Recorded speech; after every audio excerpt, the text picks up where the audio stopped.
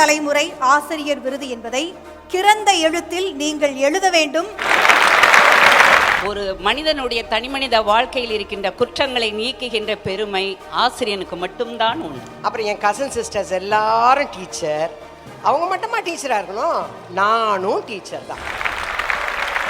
யாருமே என்னை திருமணம் செய்ய முன் வரவே இல்லை. அந்த நேரத்தில் என் மனைவி பார்வையற்ற மாணவர்களுக்கு ஆசிரியராக இருக்குன்னு சொன்னேன். நான் உன்னை திருமணம் செஞ்சுக்கிறேன் அப்படின்னு சொல்லி என்னை ஏற்றுக்கிட்டாங்க. உன்னத பணியை செய்கின்ற ஆசிரியர்களுக்கு விருது கொடுக்க வேண்டும் என்ற நோக்கம் இருக்க, அதுவே பாராட்டத்தக்க ஒரு நோக்கம்.